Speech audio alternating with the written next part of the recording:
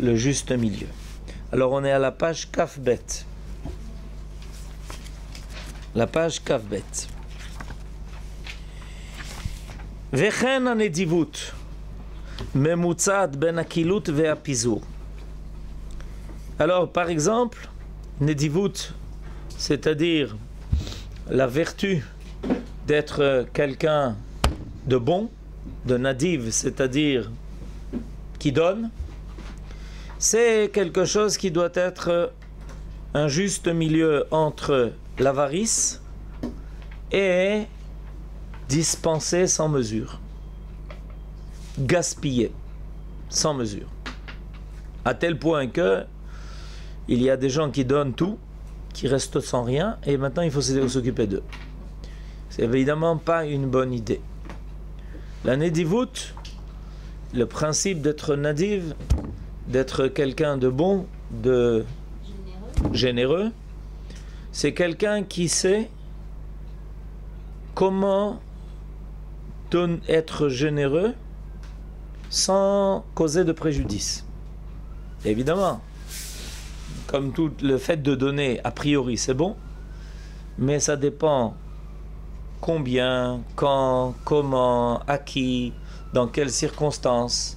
Par exemple, les enfants aiment les bonbons. Alors on est généreux, on leur donne, on leur donne, on leur donne. Ensuite, on les amène chez le médecin, parce qu'ils ont mal au ventre. Et ensuite, chez le dentiste, parce qu'ils ont déjà abîmé tous leurs dents. On a été généreux en bonbons. Et évidemment, générosité mal placée. On aurait mieux fait de contrôler notre générosité. Mais on a voulu qu'ils soient contents, qu'ils soient heureux, qu'ils sourient, qu'ils n'aient pas voulu se battre contre leur truc.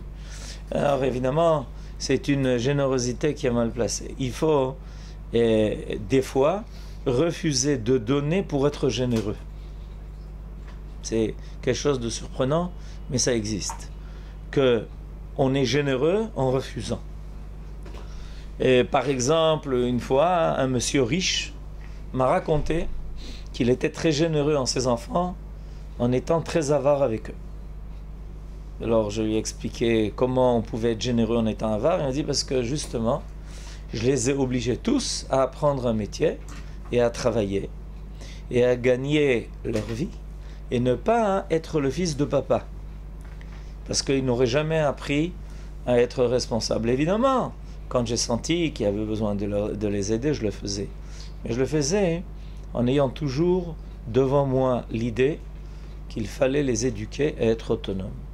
Parce qu'on ne peut pas toujours compter sur papa, et ce n'est pas une bonne chose. Ça développe un sentiment de dépendance qui est dangereux. Dans la vie, on ne peut pas être dépendant, c'est une mauvaise chose. Alors, j'ai été généreux en étant avare. En réalité, mon intention était bonne et j'ai réussi à les amener tous à travailler. Sinon, je savais qu'ils allaient se fier à la fortune de papa et à devenir des bons à rien. D'ailleurs, ça ne va pas ensemble. Bon à rien, ça ne va pas ensemble. Soit on est bon, soit on n'est rien. Mais on ne peut pas être des bons à rien. Et les Français, ils ont inventé quelque chose de sympathique. Bon à rien. Ça n'existe pas. Mais justement, c'est parce que des fois on croit qu'on peut être des bons à rien. Mais non, ça n'existe pas.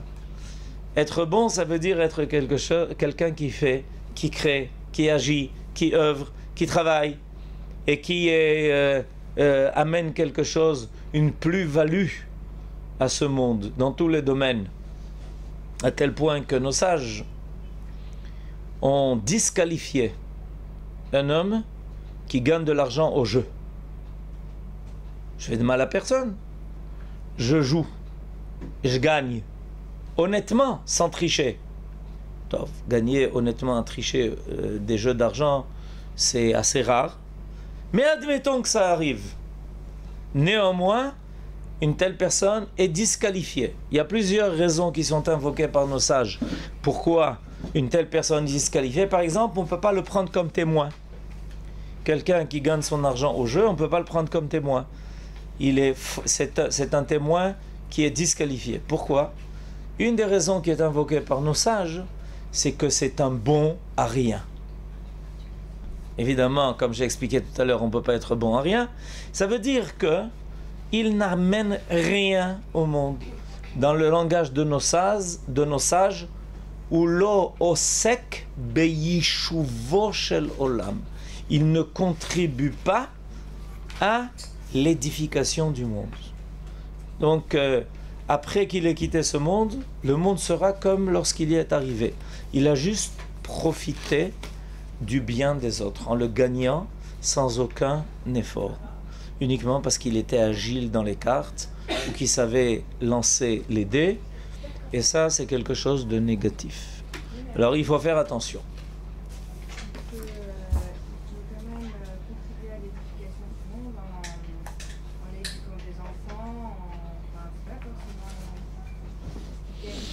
Ken, vous avez raison, on trouve toujours des domaines dans lesquels on peut contribuer. Mais, en général, une personne qui est complètement investie là-dedans, si ça lui arrive une fois à Purim, on parle de quelqu'un qui en a fait son métier. Alors, il développe précisément des défauts qui feront que, en général, il est déresponsabilisé vis-à-vis d'autres. Il ne connaît pas la valeur des choses. Il ne connaît pas la valeur des choses. Une fois, j'ai connu comme ça quelqu'un, je ne savais d'ailleurs pas que c'était un joueur, et on achetait chez lui, il avait un super. Il vendait d'ailleurs à de bons prix, tout le monde allait acheter chez lui, il travaillait, il y avait plein de monde, etc. Et puis un jour, on est arrivé, fermé. Il a pris des vacances sans nous prévenir. Nous avons l'habitude d'acheter chez lui. Fermé un jour, une semaine, un mois, un an. Un jour, on a appris par hasard que cet homme-là, en réalité, c'était un joueur. Il a perdu tout. Son super, sa maison, sa femme, ses enfants. C'est où? Il n'avait plus rien à jouer d'ailleurs. Il avait tout joué. Tout perdu. Sa famille compris, il a tout perdu. Donc c'est une catastrophe. Donc il faut savoir régler, gérer le monde dans lequel on vit. Il faut toujours faire attention. Il faut être un homme qui soit un homme producteur. Il faut être productif. Et pas un homme qui profite de rien. Profite en ne faisant rien. Ça, c'est une mauvaise chose par définition. Ensuite, deuxième exemple avancé par Maïmonide, Ve'agvura memutsaat ben amesira les sakanot ou ben roch alevav. De qui dira-t-on qu'il est Gibor? Gibor, ça veut dire quelqu'un de vaillant, quelqu'un qui fait des choses avec beaucoup de vaillance, d'héroïsme. Celui qui se trouve au milieu entre le défaut de se livrer au danger et de celui qui au contraire est un peureux. La vaillance est quelque chose de moyen entre ces deux extrêmes. Premier extrême, quelqu'un qui prend des dangers, qui encourt des dangers inutiles. Qu'est-ce que tu penses de sauter de ce haut rocher de 20 mètres de haut? Ben, on essaye. Et si tu rates ton coup, d'ailleurs, ça finit très mal. Mais on essaye. La vie ne vaut pas grand-chose. Autant la jouer. Non, ça ne s'appelle pas ni de l'héroïsme, ni de la gvoura, ça s'appelle de la bêtise. La vie est quelque chose de précieux et on a suffisamment d'occasions de prendre des risques pour des raisons qui sont valables. Il est clair qu'il n'y a pas de vie sans risque. Toute la question est de savoir, est-ce qu'on prend des risques qui sont valables et qui vont servir une cause qui est noble. Évidemment, quand on est soldat, on prend des risques. Quand on est médecin, on prend des risques. Quand on est une maman qui va accoucher, on prend aussi un risque. C'est une des raisons pour laquelle on dit qu'il n'y a pas de mitzvah pour les femmes d'avoir des enfants. Parce qu'elle prend un risque. Alors, On prend des risques, mais pour une cause qui est noble. On calcule, ça vaut le coup. Pour ce qu'on va gagner, on prend un risque. Des fois, il faut prendre un grand risque. Des fois, il faut prendre un risque plus limité. On doit calculer. Des fois, il faut d'ailleurs demander si on a le droit de prendre tel risque. Est-ce qu'on a le droit de se mettre en danger pour telle ou telle raison? C'est des problèmes de halakha qui sont des fois des questions difficiles. Et il faut des fois de grands rabbanim pour prendre des décisions qui touchent à des questions vitales. Mais c'est toujours pour une raison qui doit être noble, justifiée, et vérifiée. C'est un des problèmes, par exemple, que nos sages ont eu en ce qui concerne les opérations d'ordre esthétique. Chirurgie esthétique. Pourquoi pas? Si quelqu'un, ça l'aide à améliorer son sentiment d'assurance. Ah oui, mais s'il y a un risque, ça devient une question, ça grave. Et si le risque est grand, ça devient une question encore plus grave. Est-ce que pour quelque chose qui peut aider, on a le droit de prendre tel ou tel risque? Des fois, on propose des opérations chirurgicales en disant, vous savez, vous avez 50% de chances de vous en sortir. Ah oui, il faut que je réfléchisse. Il faut que je demande à un rave. Est-ce qu'on prend pour telle raison? Est-ce qu'on a le droit de prendre des risques? Donc, on prend des risques. Mais la question toujours est de savoir dans quelle mesure, mais surtout, est-ce que la raison est justifiée? Mais de notre côté, il y a un autre problème. Il y a des gens qui sont peureux. Est-ce que tu es prêt à accompagner quelqu'un dans la neige? C'est un risque. Oui, mais il doit aller chez le médecin.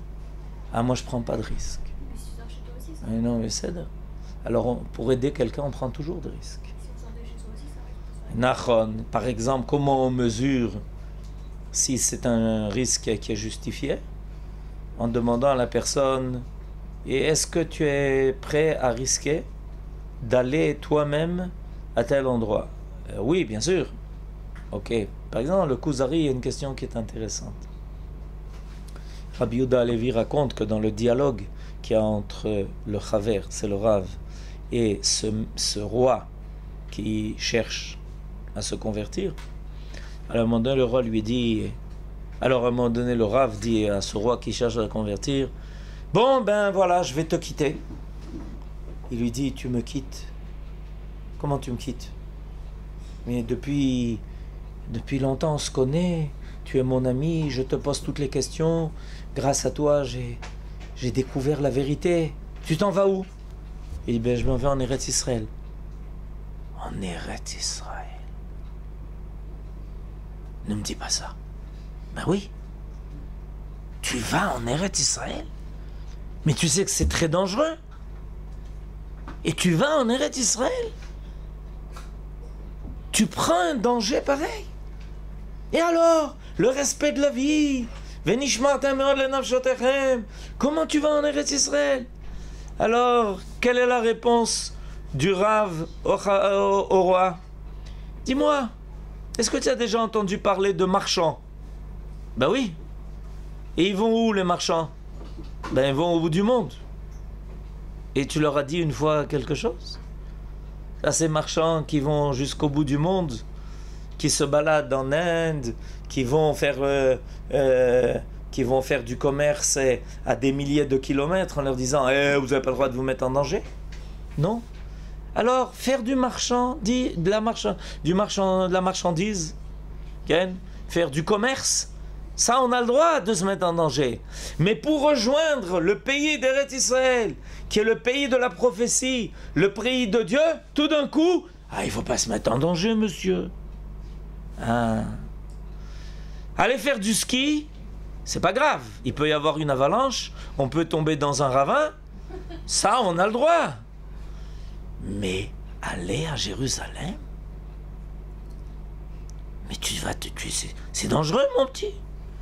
Se balader dans le métro à 1h du matin, ça, c'est pas grave, on n'a pas le choix. Mais aller en Eretz Israël? Quel danger!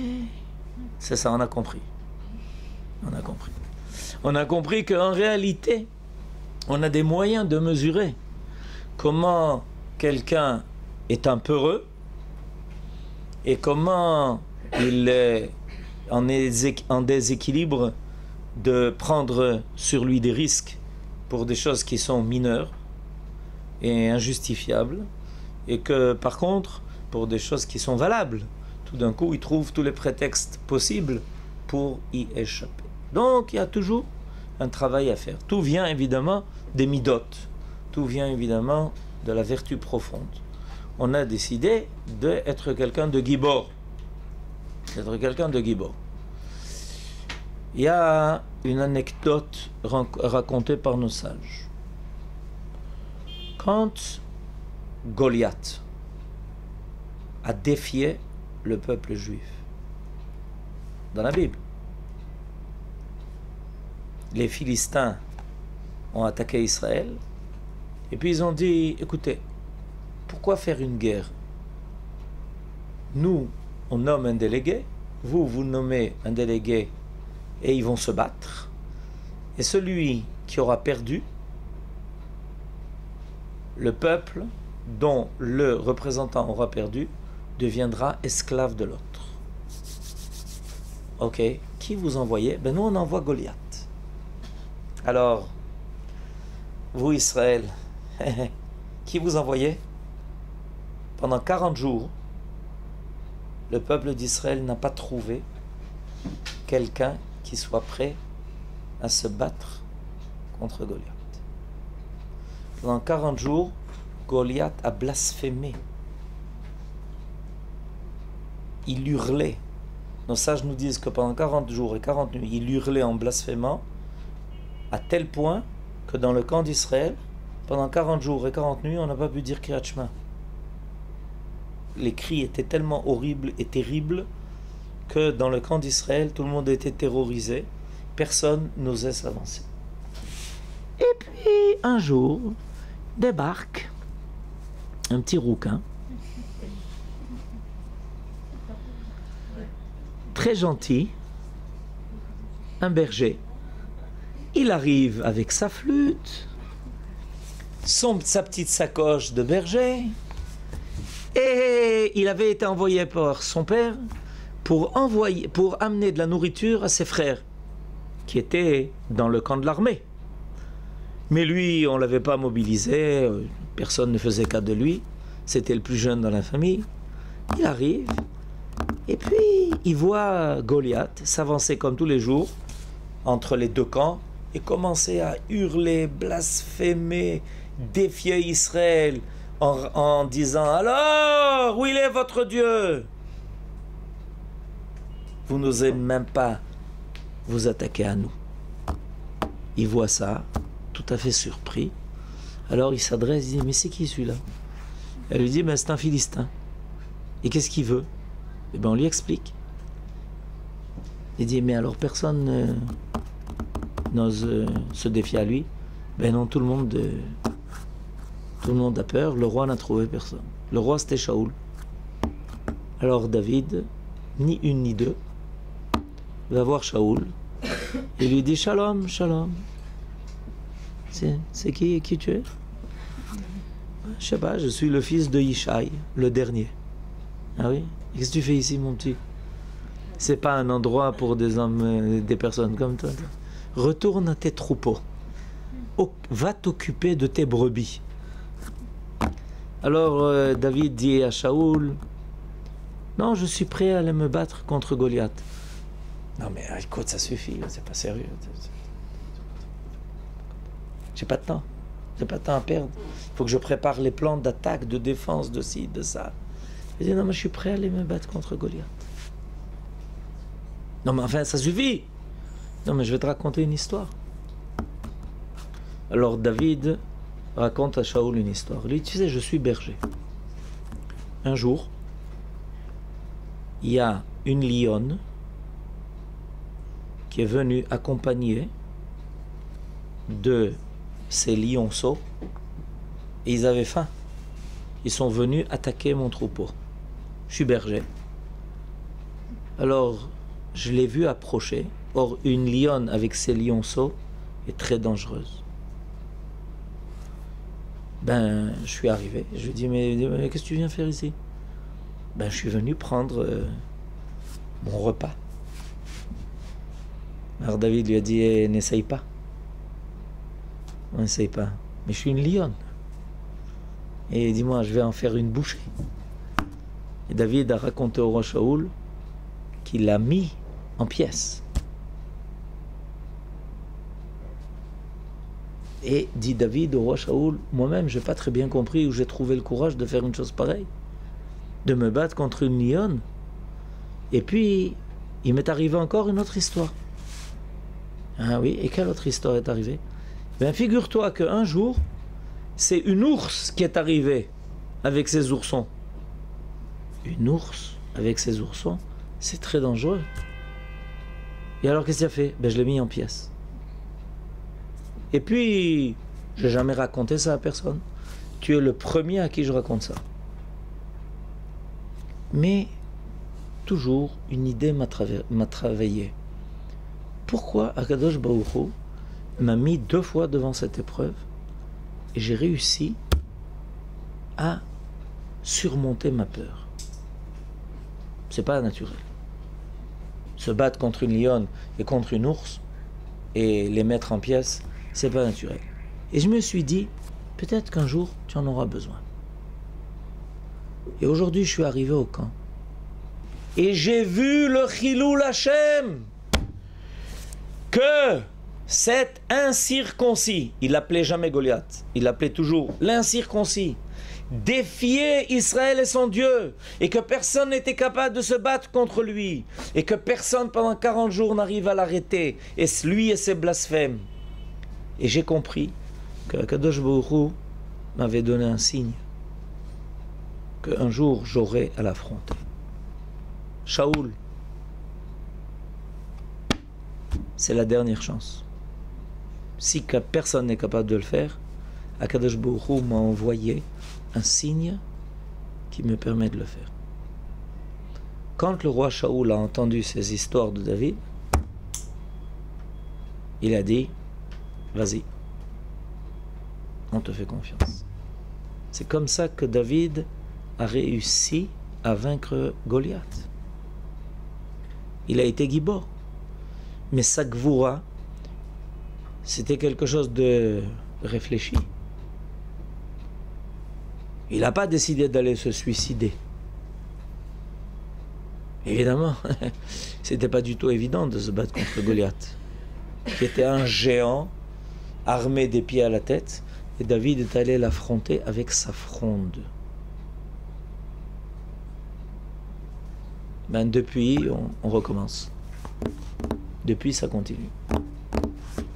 Oui, Myriam, vous n'avez pas posé une question? Ah Si, elle est tellement passionnée par l'histoire de ce petit rouquin. Est-ce que c'est que collectif ou ça peut être individuel? Quoi? Le risque qu'on doit, il se mesure à partir de quoi? Non. Bien sûr qu'il y a des cas où on prend un risque de façon individuelle. Il y a des fois où on prend un risque collectif. Le peuple d'Israël, par exemple, l'État d'Israël a pris un risque collectif en allant sauver les otages à Entebbe. Vous avez entendu parler de l'histoire d'Entebbe? Et à titre individuel? Et à titre individuel aussi, on prend des risques. On aide quelqu'un. Quelqu'un est en train de se noyer. On va l'aider, on prend un risque. C'est un trait individuel. Ou on est médecin, ou on est infirmière, on prend des risques. On risque d'être contaminé. Il s'est avéré qu'il y a de cela quelques temps, 2 chirurgiens ont fait une opération sur une personne qui était atteinte de AIDS, comment on dit ça en français? Hein? Du sida. J'ai oublié le nom en français. Du sida. Ils ont opéré et pendant l'opération, les 2 ont été piqués. Mais ils ne savaient pas. C'est seulement après l'opération qu'on leur a révélé qu'ils avaient opéré quelqu'un qui était atteint du sida. Elle a dit, mais on a été piqué. Elle a dit, ah oui, eh ben, c'est embêtant pour vous. C'est embêtant. Ben écoutez, on va essayer de vous aider. Vous avez maintenant 3 mois de traitement très difficile. On espère que ça marche. Et voilà. Mais quand on est chirurgien, c'est pas de tout repos. Ça peut arriver des choses pareilles. C'est arrivé il y a quelques semaines de cela. Évidemment, tout le monde était sens dessus dessous. Comment, deux chirurgiens, on les prévient pas? Non, c'est interdit par la loi. On n'a pas le droit de prévenir à l'avance que quelqu'un est atteint de sida quand il est opéré. Alors ils ont voulu maintenant commencer à penser, est-ce qu'il ne faut pas changer la loi, etc. Et oui, c'est embêtant ça. Quand tout d'un coup on sait qu'on est contaminé et que ça risque d'être quelques semaines à vivre. C'est embêtant. Mais voilà, on prend des risques. C'est clair. Badaï, même au niveau individuel, on prend des risques. Mais on n'a pas le choix. La vie impose que l'on prend des risques. Elle impose ça. Dans beaucoup de domaines. Une personne qui voit une personne se noyer, elle sait qu'elle n'aura pas les capacités. Si elle sait qu'elle n'a pas la capacité de le sauver et qu'elle n'a aucune chance, elle n'est pas obligée. Parce que. Si elle est bénonite. Hein? Si elle est bénonite. Elle sait nager, mais elle ne sait pas si elle pourra la sauver. Taf. Alors, Béhémet, ça c'est une grave question de la race que vous posez. Il est certain que quand quelqu'un est plus en danger que le danger qu'on encourt, il faut l'aider. Maintenant, si c'est quelque chose qui est à moitié, c'est déjà une question qui est difficile. A priori, dans ce cas-là, quelqu'un a le droit de faire précéder sa vie à la vie de l'autre. Pourquoi? Vecha yachicha imach. Ton frère doit vivre avec toi, mais pas à ta place. Mais il y a des cas. Par exemple, dans le cas de l'armée, les lois sont différentes. Dans les cas de l'armée, on réclame d'une personne, d'un soldat, de sacrifier sa vie, même si, grâce à sa vie, l'autre va vivre. Par exemple, quelqu'un est infirmier à l'armée et quelqu'un est blessé au combat, il doit aller le secourir et on lui tire dessus. C'est arrivé. Il y a même un chant qui a été écrit là-dessus. Un très beau chant qui est chanté par Yoram Gaon. Et dans ce chant-là, il raconte une histoire qui est vraie, qui est arrivée pendant la guerre. Je crois que c'est arrivé pendant la guerre de ces jours, où un infirmier est allé porter secours à quelqu'un qui a été blessé, un soldat blessé, et il est mort. Parce qu'il s'est jeté sur le blessé, on lui a tiré dessus, on a tué l'infirmier, et le soldat a été sauvé. Pourquoi on réclame ça? Parce que le principe même de l'armée, c'est qu'on met sa vie au service de la collectivité. C'est clair. Alors, tout ça, c'est des questions difficiles, mais simplement pour vous expliquer que la gvoura, c'est pas se suicider, c'est pas se mettre en danger inutilement. Il y a des gens qui prennent des risques et qui se mettent en danger, mais sans aucune raison. On te propose de sauter 90 mètres attaché par un fil. En principe, il ne se casse pas, mais c'est déjà arrivé. Ben voilà, maintenant. Et quel est le but? Ah ben avoir des émotions. L'émotion, c'est important dans la vie, avoir des émotions. Ok. Complètement. Attendez, faire le grand 8 et des choses comme ça, on a tous. C'est grave ou pas? Complètement. C'est grave. Et si c'est... Alors maintenant, évidemment, vous avez beaucoup de questions sur beaucoup de choses. Mais la réponse est, il faut mesurer. Est-ce que on dit, top, la statistique nous dit que c'est jamais arrivé, c'est arrivé une fois d'un truc, etc. Mais il y a des choses qui sont parfaitement inutiles. Sa vie est importante. Elle peut servir à énormément de choses. Il y a des gens qui, malheureusement, dans notre quartier, il y avait un très bon plongeur sous-marin. Il était connu comme étant un des meilleurs. Et il y a un endroit près de Elat qui s'appelle Achor HaKachol. Achor HaKachol, ça veut dire le trou bleu. Et alors là-bas, c'est un endroit qui est extrêmement dangereux. C'est très beau et c'est très dangereux parce que c'est une espèce de tunnel dans la mer à une profondeur de 100 mètres. Or, c'est les limites. Si tu es coincé ou tu restes là-bas une seconde de plus, tu t'en sors pas. Ben, il s'en est pas sorti. Voilà. Il est resté là-bas. Il a disparu. C'est tout. Et il faut réfléchir à tout ça. Notre vie a une utilité. Alors maintenant, bon, on va commencer à parler. Est-ce qu'on peut monter sur un manège? Je ne vais pas rentrer dans tous les détails. Simplement, il faut toujours réfléchir. Ce qui est dans la balance. Alors on réfléchit, on se pose des questions, on se demande si ça marche. Si c'est que la statistique a une importance, en général, il n'y a pas de problème. On peut aussi ne pas monter en avion. Aujourd'hui, on dit qu'on monte en avion, c'est plus sûr que rouler en voiture. Ok, alors on monte en avion. Ah, mais des fois, il y a eu des accidents. Il y a eu des accidents. Mais combien d'accidents d'avion il y a? Combien d'accidents de voiture il y a? Alors évidemment, on ne va pas tout interdire et ne pas tout permettre. Mais quand on fait des choses qui sont permettre sans aucun but, sinon avoir des émotions fortes, alors on peut renoncer dans la plupart des cas et consacrer sa vie à des buts qui sont bien plus utiles que ça. Oui. Dans ce cas-là, comment est-ce qu'on évalue un danger plus politique qui est d'aller habiter? Comment est-ce qu'on évalue un danger qui est un peu plus politique qui est d'aller habiter dans les territoires, sachant que sa vie parfois en danger, sa famille en danger? Ça n'existe pas, ça, habiter dans les territoires. C'est une façon de parler ou dans des... Non, mais justement, c'est ça le problème. C'est que ça n'existe pas. C'est habiter en Eretz Israël. Alors en Eretz Israël, sachant que... Est-ce qu'on a le droit de prendre... Est-ce qu'on a le droit de se mettre en danger pour habiter en Eretz Israël? Ben, c'est ce que j'ai enseigné aujourd'hui. En rappelant ce qui est marqué dans le Kuzari.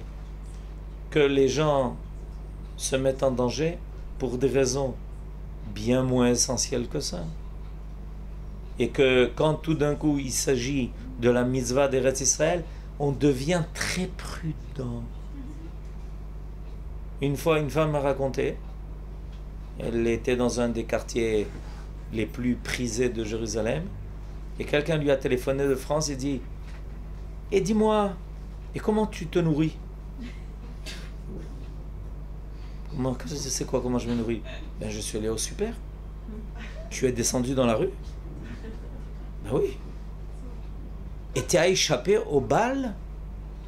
De quel bal tu parles? Ben il paraît qu'on tire dans les rues. Dans quoi? Ben on tire, il paraît que la mitrailleuse, on tire dans les rues. Ah oui, c'est ça. Eh ben, c'est une drôle de balle dans la tête que tu as reçue ce matin. C'est pas sérieux. Sans Messirut Nefesh pour Eretz Israël, c'est clair. Pour les mitzvot, badaï qu'on se met en danger. Par exemple, Brit Mila. Le Ham Israël, depuis des milliers d'années, fait la Brit Mila. Une opération à 8 jours. Sympa. Nachon. Mais Baruch Hashem, la plupart des cas, ça se passe bien. Quoique, le Ham Israël dit Hakadosh Baruch Hu nous a ordonné de faire la Brit Mila, bien qu'il sache que ça soit un danger, c'est un danger qui est supportable. Où il nous a dit de avoir des enfants, il y a un certain danger, mais c'est supportable. Où il nous a dit d'habiter en Eretz Israël, il y a un danger, mais c'est supportable. Baruch qu'il faut pour accomplir les mitzvot se mettre en danger. Il y a beaucoup de mitzvot, il y a un certain danger qui accompagne les mitzvot. C'est clair. Mais néanmoins, celui qui nous a ordonné aussi du danger d'accomplir quand on accomplit ces mitzvot. Parce que c'est supportable. On peut vivre en Eretz Israël sans vivre... Pardon? On peut vivre en Eretz Israël sans vivre dans un yishuv. On peut vivre en Eretz Israël sans vivre dans un yishuv. Nachon, vous avez raison. Seulement, on ne peut pas défendre Eretz Israël sans vivre dans un yishuv. Parce qu'il est clair que ceux qui aujourd'hui habite dans Yehuda, Shomron, etc., protège les gens qui vivent à Tel Aviv. Comme il y a une époque où ceux qui vivaient, par exemple dans mon quartier, là où j'habite, il y a des façades de maisons avec des traces de balles. C'est une maison arabe. Non, non. Non, non, pas à Baka. À Talpiot. Talpiot était à la frontière jusqu'à la guerre des 6 jours. Et donc, il y a des balles qui étaient tirées. Les gens sont restés quand même habités. S'ils avaient déserté le quartier, alors Jérusalem ne serait pas Jérusalem. Il y a toujours des gens qui sont en première ligne et qui, grâce à eux, permettent à d'autres d'habiter en deuxième ligne, qui aident ceux qui habitent en troisième ligne, qui aident ceux qui aiment habiter sur la plage. Toute la journée, ils sont sur la plage. Mais ils sont sur la plage grâce à ceux qui sont en première ligne.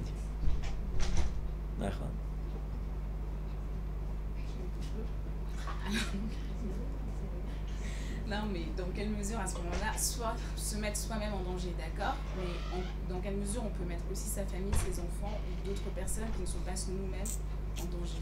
Comment on mesure ça? Non, Au niveau de, ça, c'est une question au niveau de... c'est quelque chose au niveau de la collectivité. Quand on fait quelque chose, on fait une mitzvah. Quand un père amène son fils pour faire la brit mila, qui met en danger? Lui ou son fils? Pour les mitzvot, il n'y a pas de frontière.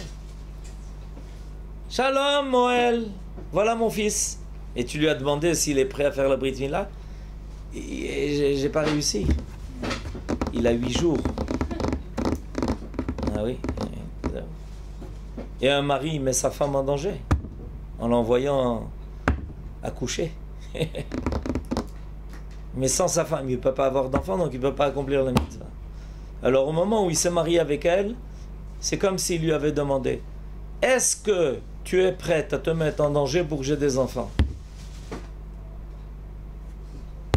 C'est toujours comme ça. C'est clair. Il y a toujours une arvout, une solidarité à tous les niveaux. Un homme sans sa famille, c'est pas lui. Un homme, c'est sa famille. Sa famille et lui, c'est la même chose.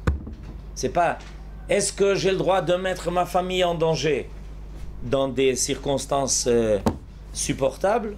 Oui, parce que toi et ta famille et toi, c'est la même chose. C'est pas un homme sans sa famille. Ça n'existe pas. Voilà. Alors aujourd'hui, on a pris le juste milieu dans une des qualités. Shavua Tov.